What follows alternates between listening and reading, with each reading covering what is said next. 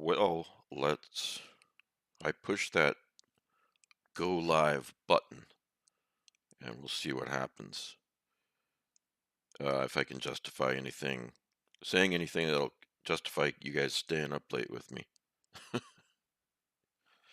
Um, how's everybody doing?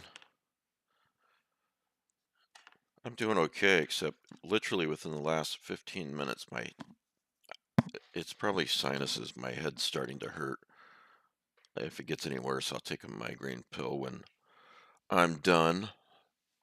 Uh, but yeah, nothing to complain about. Jakester's watching Alien Planet, a docufiction on alien life. Yeah, it probably won't look like us. Thank you, Dave. So, Haruka, Brian, Alan, Jakester, Dave, how are you guys doing? So, I got a couple things here. Um, well, first of all, here's my new glasses. There's the nerd specs. Not that if you have glasses, if you wear glasses, you're a nerd. I'm just saying I'm a nerd. Uh, luckily, we lucked out. We got pretty good insurance through Danielle's work when it comes to eyes. I didn't realize how good it was. And, uh, well, hang on. First of all, if you're new to all this, most of you aren't, but if you're new to all this, you know, I've been doing for years a podcast on Sundays. We talk about horror and just have a good time. And then lately, I've been doing a late night on Thursdays, which is right now, and doing some horror readings on Tuesday nights. All you have to do is go to the Lovecraft Using YouTube channel, which you're watching right now, and just check it every day or two, and it'll tell you what's coming up live. So anyway, it was very affordable for us to get two pairs of glasses. Not just affordable, that was the way the eye doctor had it set up, actually. That's as close as I understand it. But anyway, for my one pair of glasses, I got these. Hey, Davy, which I needed because my old ones, I broke the stem at Necronomicon, one of the stems. And then the other eyeglasses are contacts. And I have not had contacts in 25, 30 years, something like that. Um, and man, they've changed. I mean, they have and they haven't. I had soft contacts back then, and putting them in, taking them out, it's the same deal. But what's different is these are you throw them away at the end of the day, and you get new contacts from this pile of contacts that they give you, and it's just weird because I remember when I had contacts 30 years ago being so careful not to lose one, because if I lost one, that was it. And now I'm throwing them away at the end of the day. It feels wrong. I mean, it's what I'm supposed to do, but it feels wrong. It's really cheap, so I was like, yeah, I'll take contacts.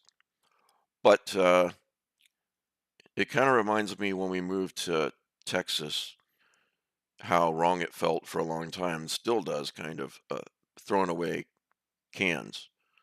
Well, we put them in recycling now, but they in Iowa, they'll give you 5 cents a can to take them back to the store so that they can be taken to be recycled. So it's quite the incentive. So seeing people in Texas just throw them into the garbage after they're done, that was just so weird. It reminds me of the contacts thing, I guess. So I saw while I was working on my laptop today, I saw on Hulu that the Nick Cage movie, The Unbearable Weight of Massive Talent was on, and I thought, yeah, I'll put this on while I return emails and such. Yeah, it's actually pretty fun little movie. Nicolas Cage plays a fictional version of himself, so it's pretty funny. Um, but check it out if you've got Hulu. Yeah, I was about to say, Alan, it is a very good buddy movie. Because the friendship that develops between Javi and Nick Cage, it took me by surprise. And I guess I can't say too much. There's a pretty major spoiler that I can't talk about, but yeah, it's uh it's a movie about friendship more than anything, I think. So, um, by the way, if you're enjoying the podcast, do me a favor, review us on Apple. Even if you don't listen on Apple, that helps a lot. I'd sure appreciate it. And commenting on these videos later on, not the side comment, which I love those, what you guys are doing right now live, but commenting below helps the algorithm too, I'm told. Anyway, wanted to get that out of the way. Man, Alan, you ready for the weekend? Feels like it's been a really long week. Tomorrow, I'm being interviewed by Nick Bodick. I don't think it's live. Um, BOTIC. He's got a podcast at 2 p.m. my time. Excuse me. And then tomorrow night, I'm recording part two of uh, John Langan's The Deep Background with John Langan. And frankly, I'm surprised because that was the longest deep background I've ever done, 2.5 hours. Excuse me for the first one. And John mentioned he could have talked a lot longer, and I was like, then let's do it. So he's pretty excited about it. So am I. And so Kristen and Emma will be there too. I'm pretty sure. They said they would be. Yeah, what is he? Is he a horror podcast, Brian? He must be. I feel like I know this, but I've just temporarily forgotten it.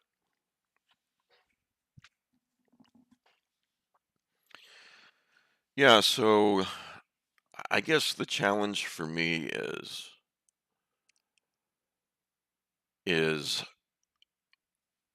where do we go from here with John? It's about his life, and it was pretty extensive. So I'm trying to kind of find a way in something. There's plenty more to talk about. Don't get me wrong, there always is, but I need to find it, if that makes sense. And I'm sure Emma and Kristen will have a lot to contribute, just like last time. So, um, yeah, I mentioned you, Alan, in that podcast, although I think I did mention you by name. I was about to say I didn't. But you're, maybe retiring next year, and John kind of feels like, man, I should have done that. Started teaching at in my early 20s after college, and then I'd be ready for retirement now. But your life's journey is just it's going to be the way it's going to be, and there's no right or wrong as long as you're trying to find your true path. Now I recorded. You guys may have seen it. I recorded a podcast with Nathan Ballingrud, who's the author of The Strange and Crypt of the Moon Spider. Um, Other books. I loved talking with him, and I've been putting shorts up on the channel just to get perhaps some more people that might not know about the podcast, get them interested. Anyway, the short that I put up, well, a short that I put up about from our talk, my talk with Nathan is we were talking about being happy and feeling successful and contented, all that kind of stuff. And I said something like, humans get used to things too easily. In other words, let's say you've been lonely your whole life, and then you meet the girl or the guy of your dreams, and they're just wonderful and it's a great match. And then a year or two goes by, or 5 or 10 or 6 months, whatever it is. And I guess another way to say this is that humans are really good at taking things for granted. Um, oh wow, Davy, that's nice to say. Thank you. Um, I'm glad to know that. Um,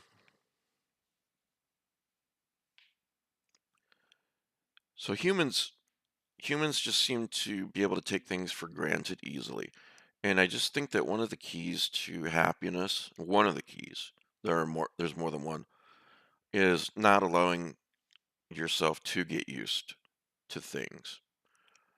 Um, and it could be a new spouse, a new girlfriend, a new car, new job that you've wanted, anything. And you have to stop every once in a while and make yourself remember what it was like not having that.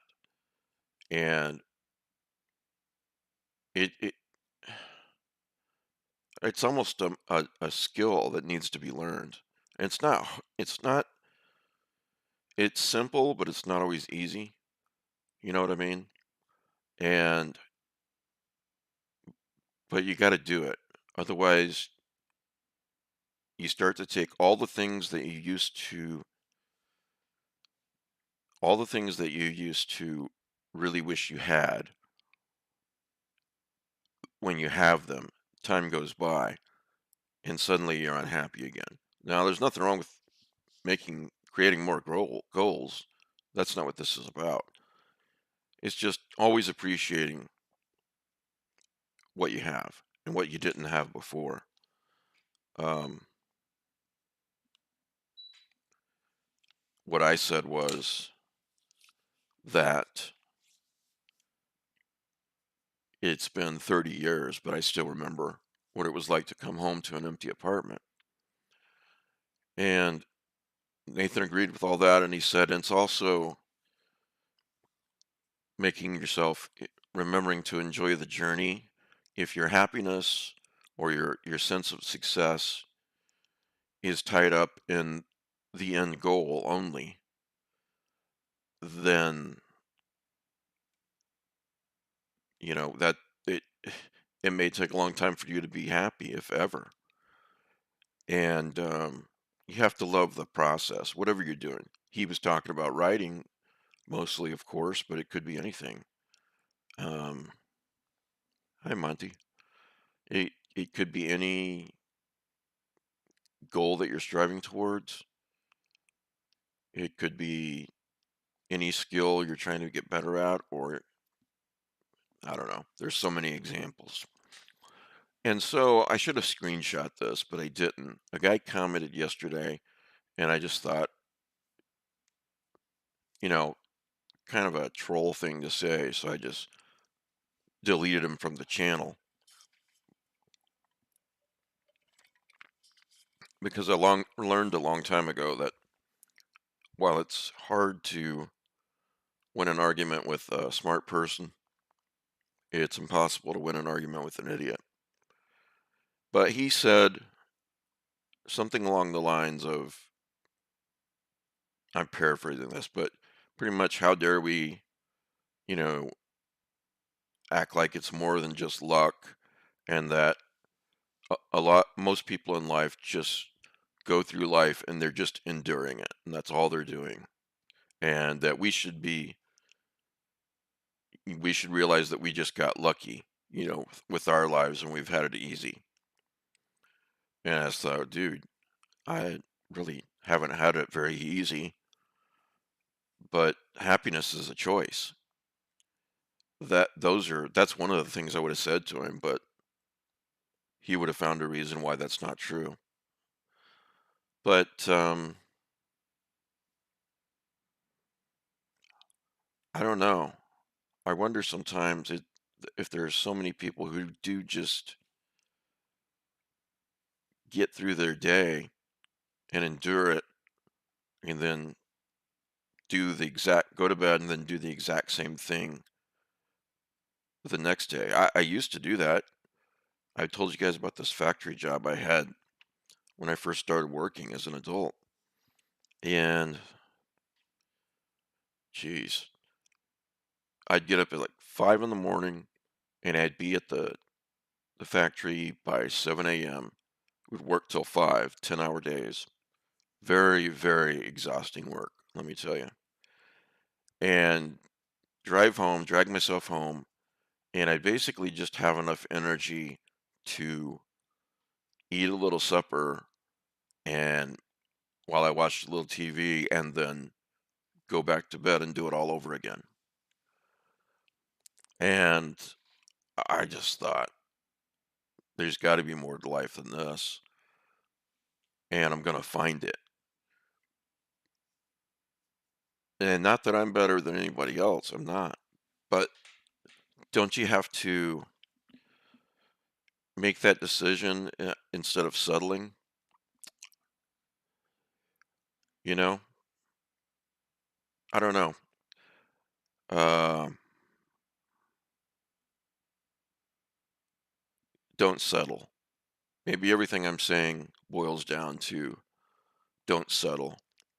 Don't settle for a less than extraordinary life, or at least at the minimum for less than a life of a lot of happiness and contentment, because the happiness and contentment is out there. And yes, so is suffering, and so is pain and regret and death. All that's out there too. But it's there's more to life than that. Hi, Monty. Monty's down here. He's usually on the desk. Come here, buddy. Oh, all right. He just ran off. Sorry. A lot of the times when I'm sitting here working, he'll lay on the desk. I actually posted a picture of him on Facebook today on the desk. So you guys can go see that if you want.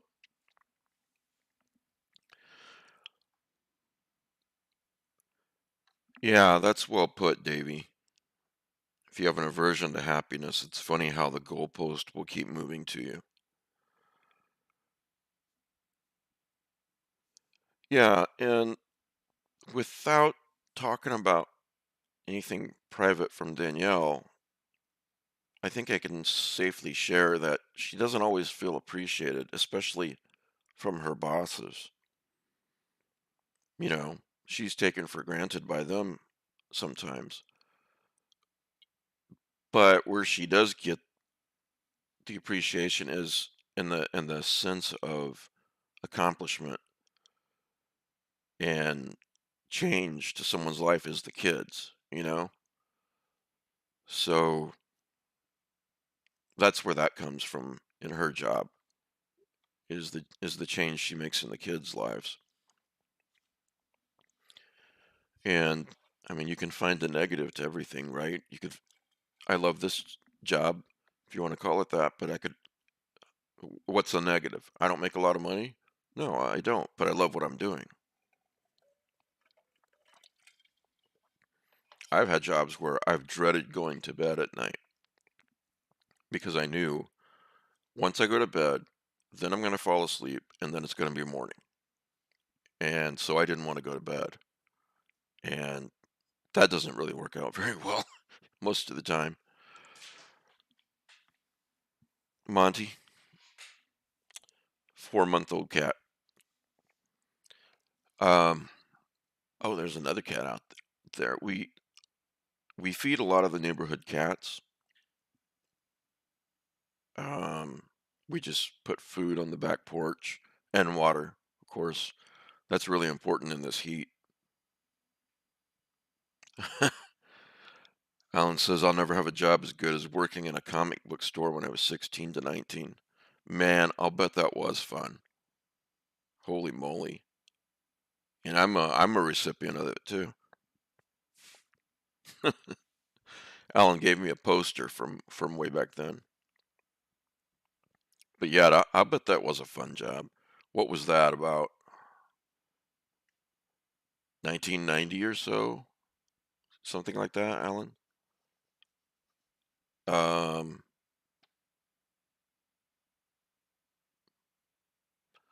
so anyway, Jupiter. There's this cute little cat. I mean, he's a kitten, but he's so,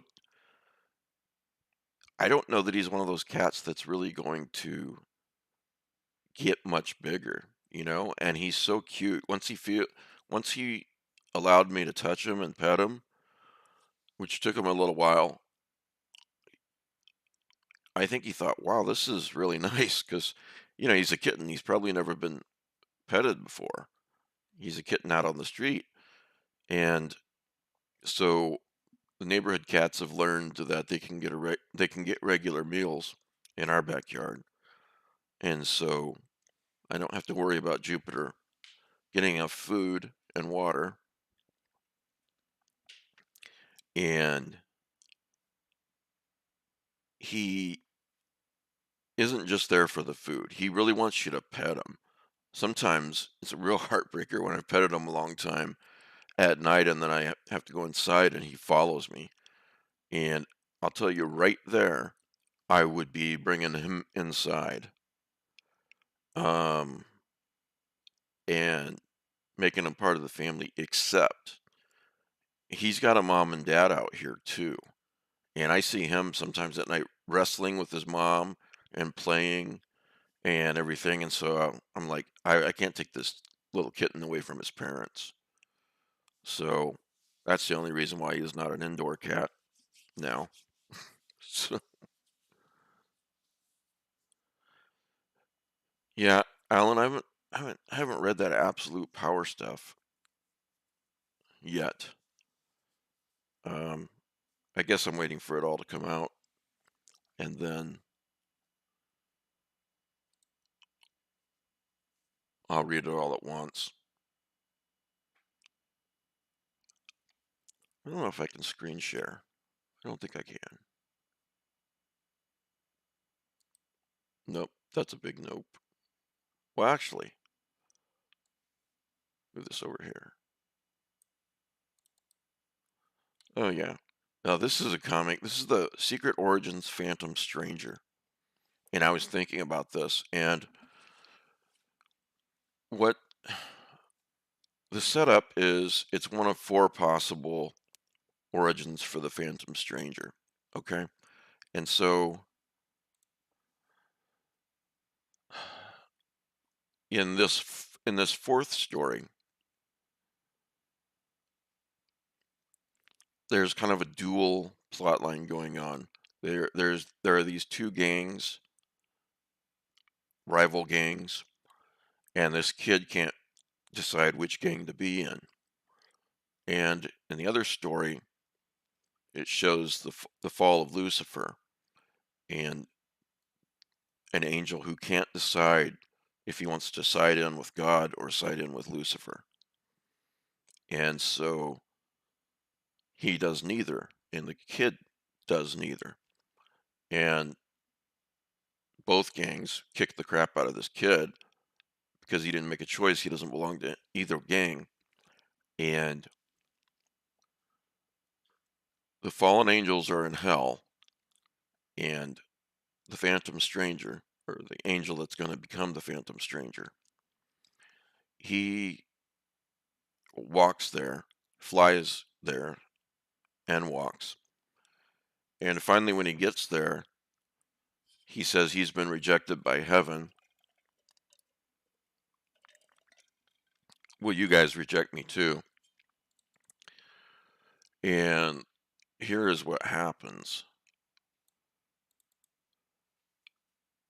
The demons basically say, hell no. And it ends with, very well, know this. You are alone. Might help if I switched it over here. Hang on. There we go. Know this. You are alone, and you shall walk alone for all eternity. Rips his wings off. So there's the kid who got beat up.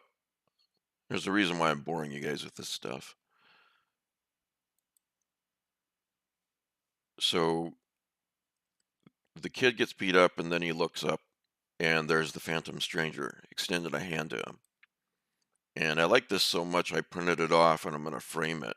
I read it first when it came out, like 1988 maybe, something like that. Oh yeah, I think I remember that one, Davy. Um, he says, "Take my hand. The night is black, but I can help you. I understand the terrible hurt you've suffered." And the kid goes, "Understand? You don't understand nothing, okay? I just took a fall, is all. Anyway, are you trying to pick me up or something? I mean, like, do I know you?" A lot of you might have known before now that that's what everyone in the DC universe calls him, is the Phantom Stranger. So his line is, he'll always say something like, "No, I am but a stranger." And that's what he says now.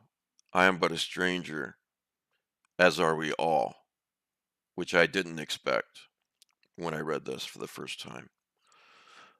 "Lonely inside our separate skins, we cannot know each other's pain, and must bear our own in solitude. For my part, I have found that walking soothes it, and that sometimes, given luck, we find one to walk beside us, at least for a little way." Uh, that that story brought me has helped me so much over the years, you know. And Alan Moore wrote it, I think. Especially the lonely inside of our separate skins, we cannot know each other's pain.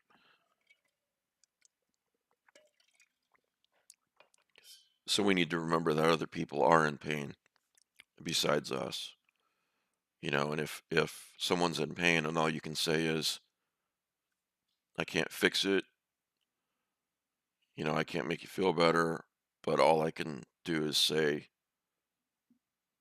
I feel this way too sometimes. Sometimes I battle depression," then maybe it helps a little bit to know that you're not going through it alone. So, yeah, some really, as you said, let's see here. Yeah, Davy Collins, as you said, as you alluded to, there are so many great comics from back in the day, and that's one of them, for me. You know, it's one I've leaned on often over the years and thought about. So, hi Montag, buddy. Come on, you want to come up and say hi to everybody? Or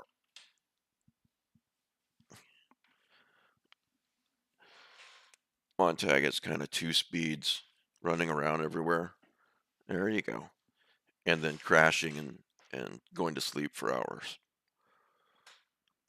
I'm gonna have to revisit that Batman Phantom Stranger one shot. So I don't know, guys. Tell me, have I been boring you tonight with? To tell you the truth, I'm just not feeling very well. So this may be a short one. I guess it's been 30 minutes already.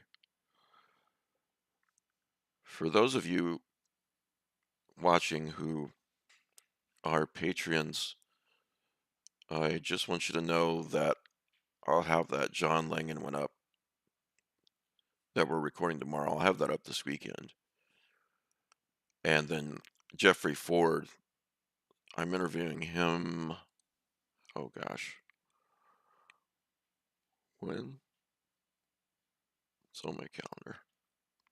Interviewing him on Tuesday. So I'll probably have that up next Thursday or so for the Patreons.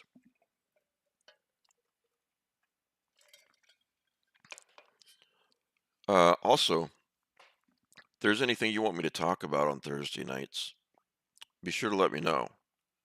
Lovecraftezine@gmail.com, or just comment below the video. That's the easiest way to do it. I posted on the Patreon yesterday, and I asked this question.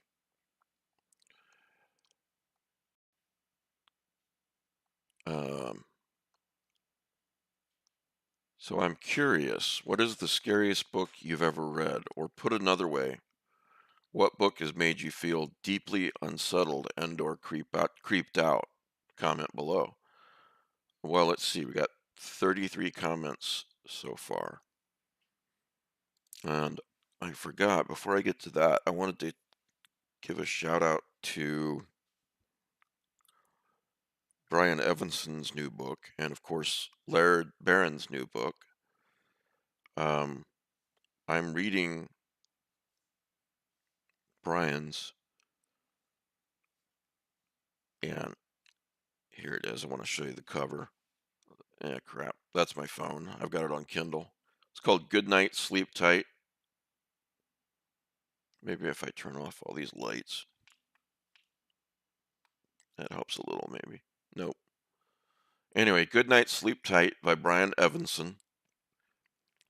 And it is just fantastic so far. It's really, really unsettling, guys. And, you know, and it's not the same, but he reminds me of Laird. The work does. Laird's kind of one of a kind, isn't he? But I think Brian Evanson is the writer that I feel could be that could be, if someone was lumped together with Laird, I would say Brian Evanson. Also, I'll get back to the scariest short stories in a minute. I am reading for, I guess, the 25th time. It's very comforting to me. I'll tell you guys this. I've had a hard week. So, you know, comfort food books, they're important, right?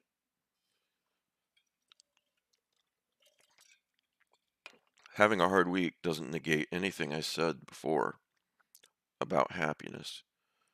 We're always going to have our ups and downs. But, yeah. Anyway, oh, Christ, forgot about that. Well, let me just say this. We were talking about the good old days of comics, the good old days of 80s horror covers.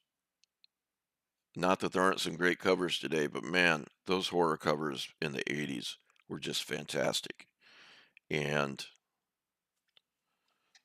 it's very true, Dave. Go to Google, type in Charles Grant Nightmare Seasons, and in Google Images, excuse me, and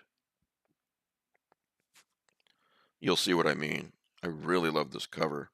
But actually, if you Google Charles Grant books, maybe, and in Google Images, you'll see a lot of other covers that were fantastic. I need to get this one in print. It's just too good not to. But of course, I have it on Kindle. Had it in print a long time ago, and then the house burned down. And some books I got back, and some I did. In other words, with the insurance, some books I bought again, and some I forgot.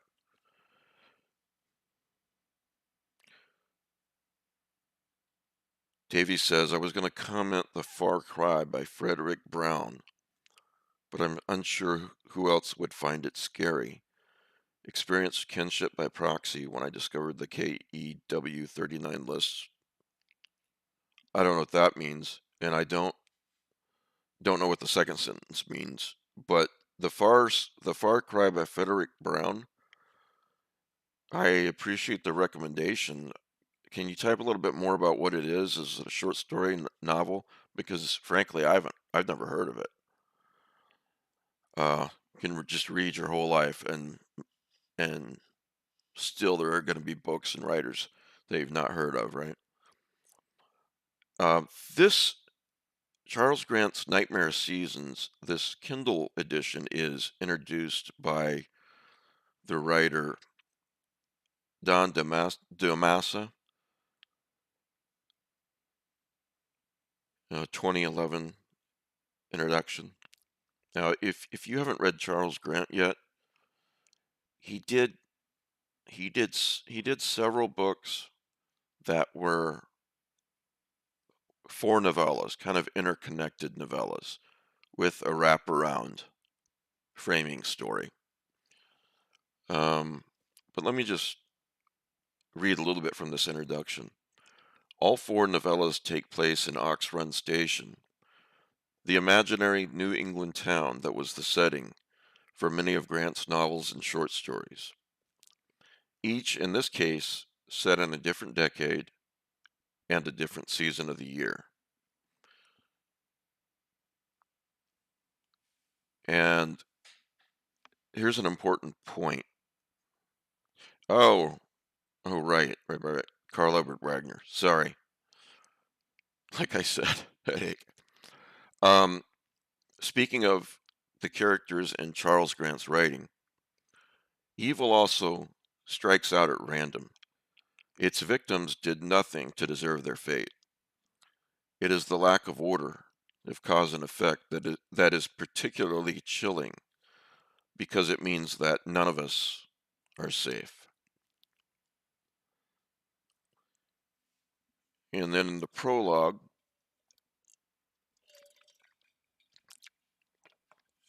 the first three words in the prologue are winter and rain. And it's a writer. He's living in Oxford Station, and he just needs to get out of the house, and it's cold and rainy, and has been for a while, and it will be for a while.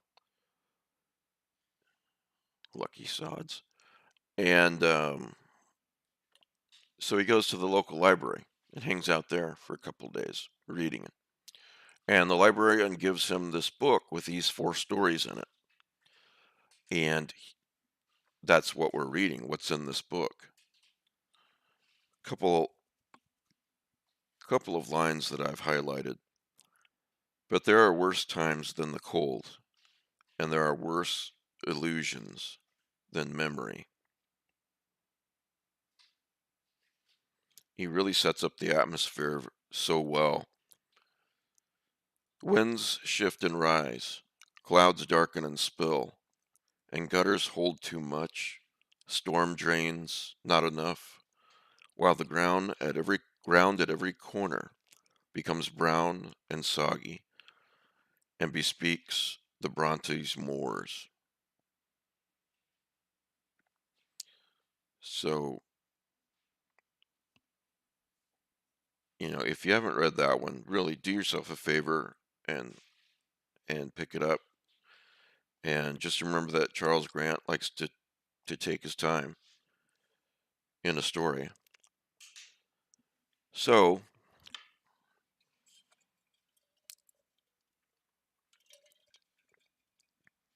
thank you, Davey. I'll check it out.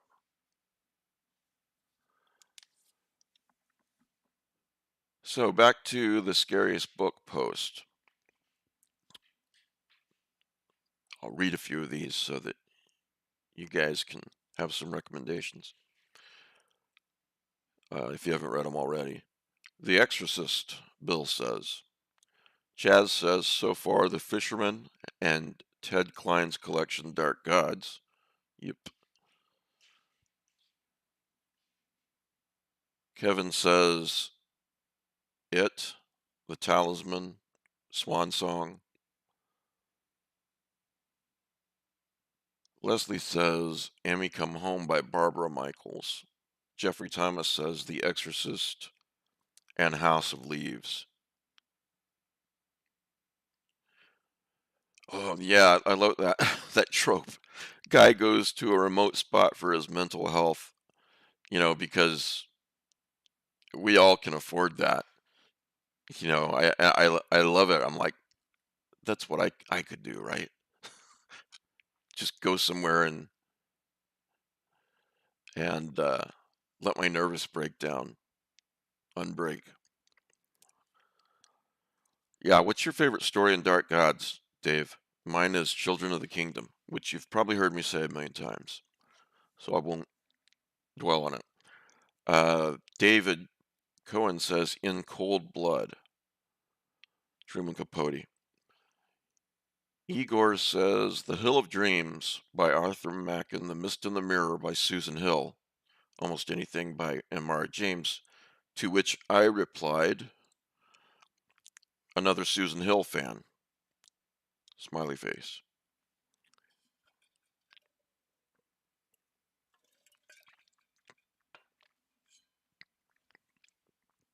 All right, Derek says, a few years ago I finally read House of Leaves. It was unnerving enough to haunt my nightmares for a couple of months. Jerky LeBeau, The Exorcist, The Shining, Salem's Lot, Pet Cemetery. And he's got a few more here. I will say that the Salem's Lot audio drama is very scary in spots. Um, if you haven't heard it, it's just a new way of telling the story, a different adaptation, and it's very, very good. I think the BBC did it. Samuel says Adam Neville, his books. Hayden says The Summer People by Shirley Jackson. Yeah, I think you're right. Rick's was Black Man with the Horn. Um, and you guys have probably seen this, but the link to the Lovecraft Easing store is in the show notes, pretty high up in the show notes, and you can get yourself a coffee cup or a T-shirt with Joe welcoming Rick to Carcosa, and 50% of that goes to help the easing, and the other 50% goes to the Michael J. Fox Parkinson's Foundation. So, and I think Rick would be happy with that. And Rick was such a humble guy, he'd be really flattered to know that he's on coffee cups and T-shirts now. Anyway,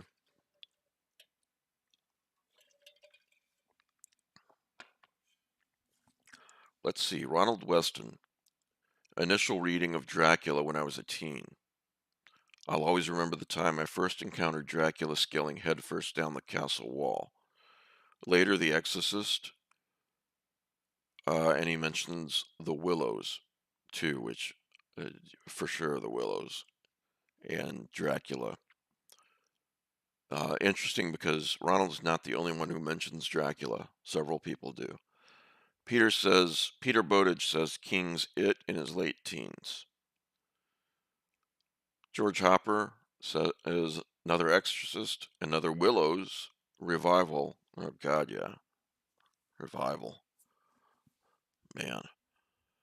Cunning Folk, Pet Cemetery, The Fisherman, and Dark Gods. Also would add The Croning, The Reddening, and The Secret of Ventriloquism. Yeah, The Secret of Ventriloquism is very disturbing and unsettling. You guys really should read that if you've not already. I'm sure most of you probably have. And I haven't gotten to the reddening yet, I don't think. But I absolutely agree on the croning.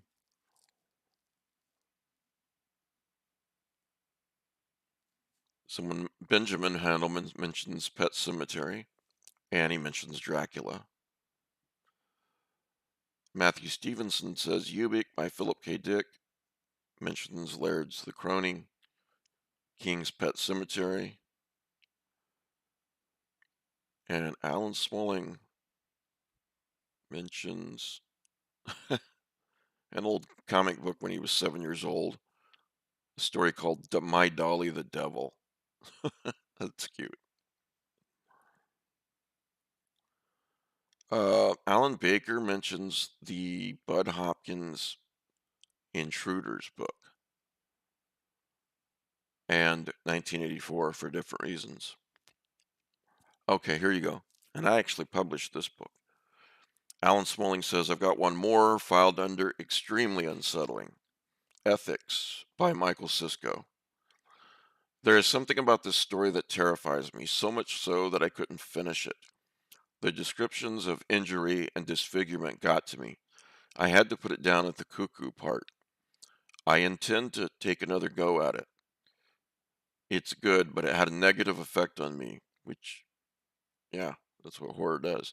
I keep telling myself that it's just a story about a bird. Yeah, right.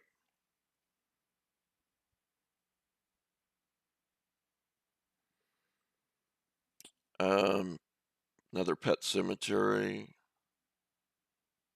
Oh, Lisette, yeah, mentions the terror that comes in the night about sleep paralysis. And apparently she experienced this as well. Matt Carden shared with me on the deep background that I did with him.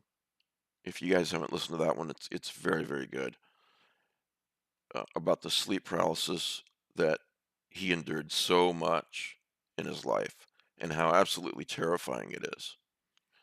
It's and it's also really interesting, what interesting and terrifying at the same time. Let's see. I don't want to. Yeah, we just got a couple more actually. Brett George, how you, Brett? Yeah, the four original Del Rey H.P. Lovecraft books with the creepy as hell covers by Michael Whelan. Oh, nostalgia. I binge read everything and managed to kind of freak myself out. Those covers by Whelan, it felt like I was being watched, and I got myself worked up to the point where I took the books out of my apartment. It's one of those things that today sounds pretty silly. He said he was going to college at the time, but at that time made sense. I still have the books, by the way.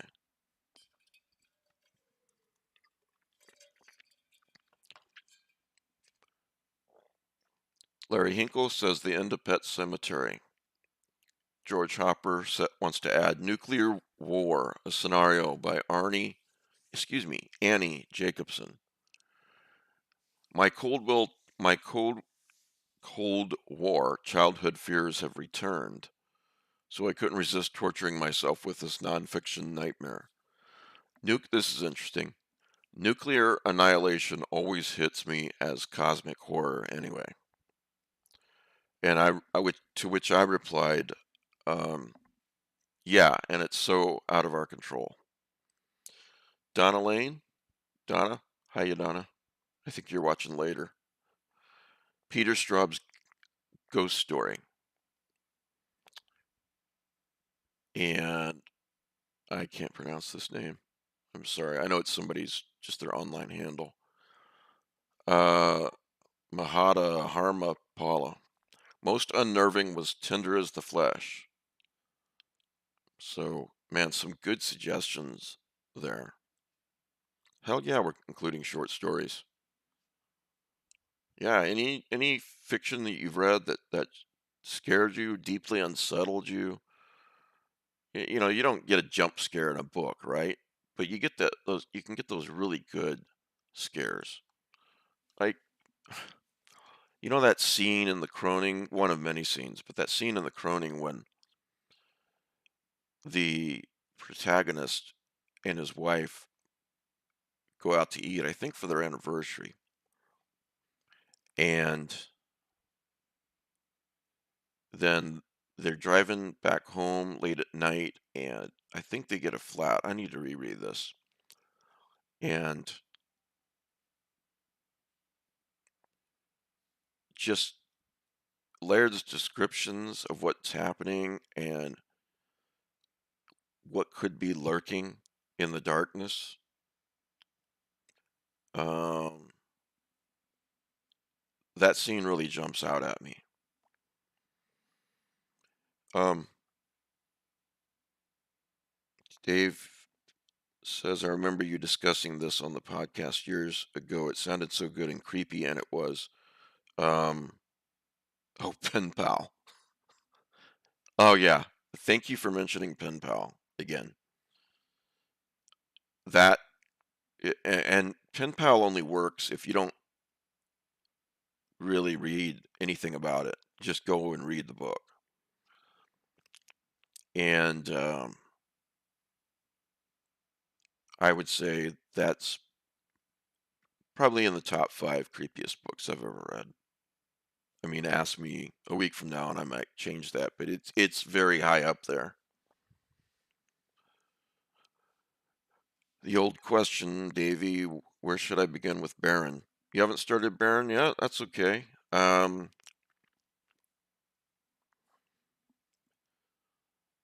Well, if you want to read a novel, start with The Croning, okay? And don't think about, that there's an intimidating amount of stuff to read. Don't worry about that. Just if you just read, start with something. Honestly, the Croning's a revelation. Um, if you want to read a novel, Davy, read the Croning. Start with that. Okay.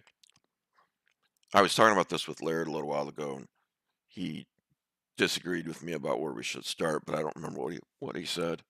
But he also said it really doesn't matter. But you should probably read the collections in order. Anyway,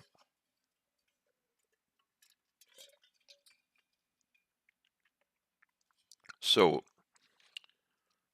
if you're if you want to read a novel, read the Croning, and if you're into short stories, read Occultation, which is I can't remember which collection was first, and read the Imago Sequence. I think Imago Sequence was first. Imago Sequence and Occultation, and you'll like those. Oh, thank you, Brian. Imago was first. You know, to be honest with you guys, I was like, I don't feel good. This is going to be hard tonight to do this. And it's been a rough week, but this is not a one-way energy.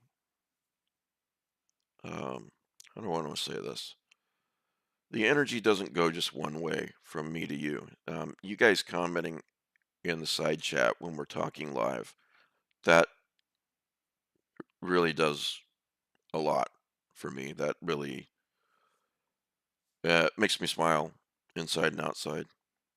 Thank you. So anyway, Brian, Imago was first. Imago sequence. Yeah, yeah, Davey. Start there and start with the Croning. Dave says, I totally dug those records you shared a couple of weeks ago. Yeah, Cadabra, man. I need to promote them more because they've been or just, it's been a while since I promoted them. So I need to do it again because they've been so generous to me, sending me records that I could not afford um, or justify on my current salary. Um, but just Google Cadabra Records and start with one, and these records are amazing. They're works of art and they're incredible. And let me write in my notebook to, oh yeah, Davy, or Davy, sorry, Davy, Monty, moving my notebooks and everything all around. Okay, so Cadabra Records. I want to talk about this on Sunday and show it to the Sunday folks too. So thanks for bringing that up. Um,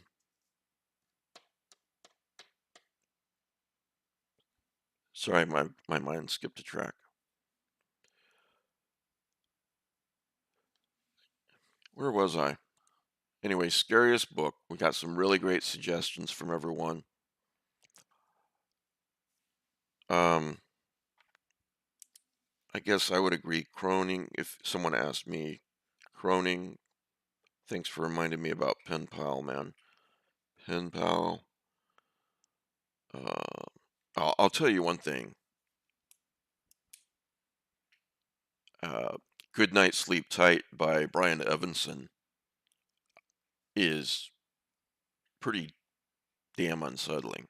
Seriously. It's a collection, of course, of short stories by Brian. And I'm going to be interviewing Brian too, by the way, guys. I don't have the placeholder up yet on YouTube, but I will be interviewing Brian if I can find my calendar. Oh yes, this coming Wednesday, 6 days from now. That would be September 25th, 2024 at 2:15 Eastern Time, which makes it 1:15 Central and 11:15 a.m. Pacific Time. And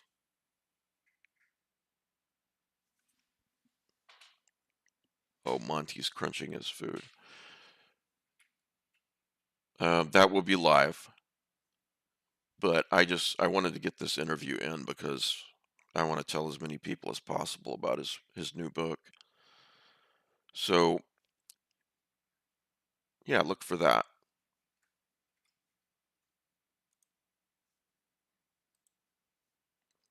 All right, let's see what else we got going here. Oh yeah, I was talking about the records, but I think I was. Thank you. I would think I was done with that. Stephen King's The Mist.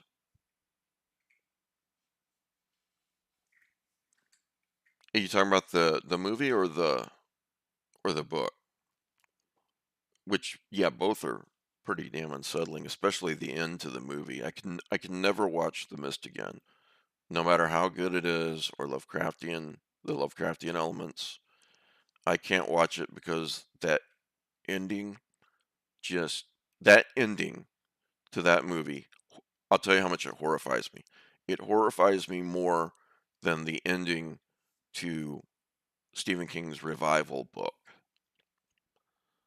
So, uh,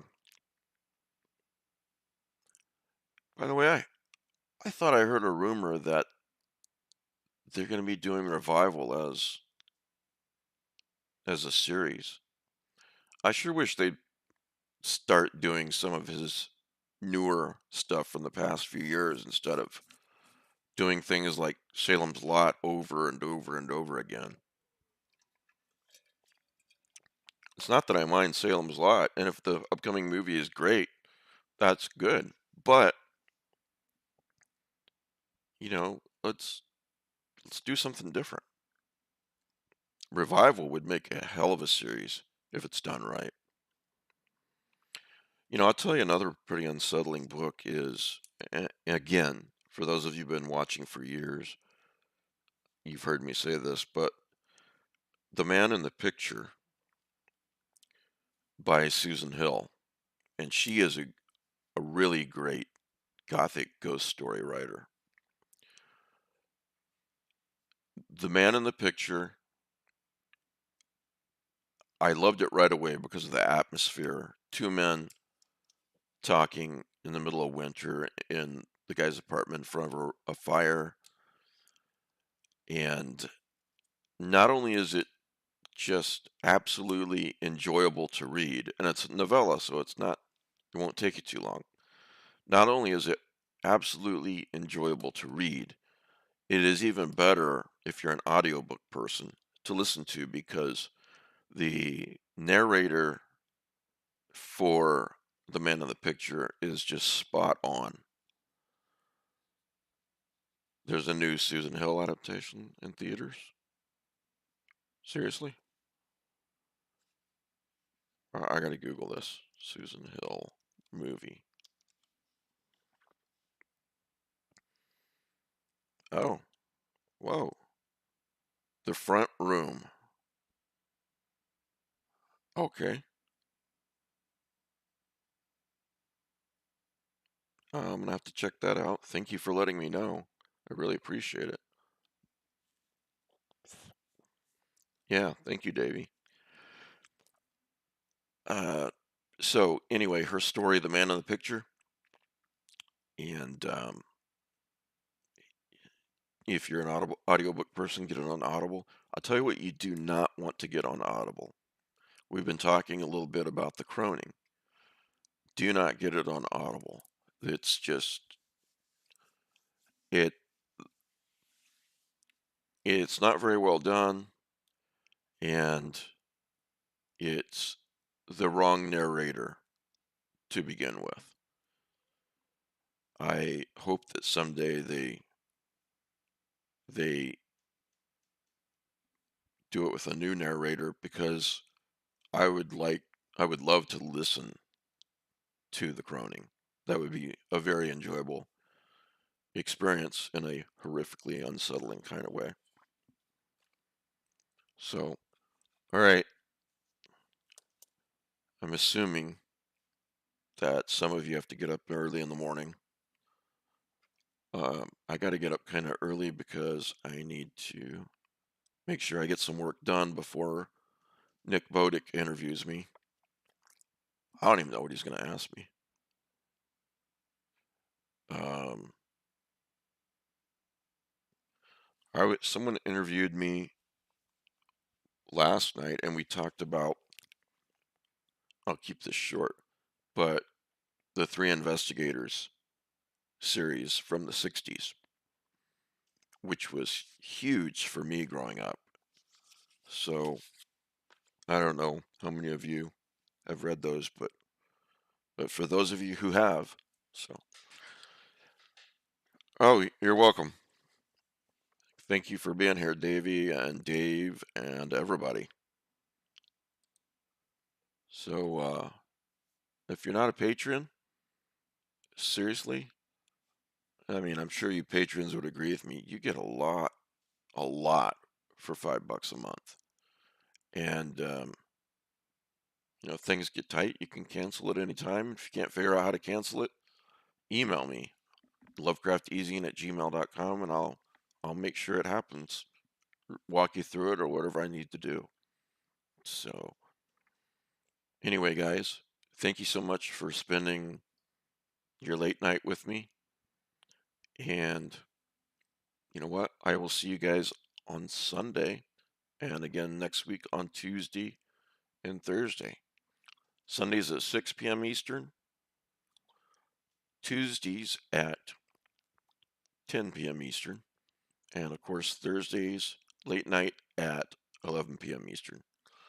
So, all right, everybody, pleasant dreams.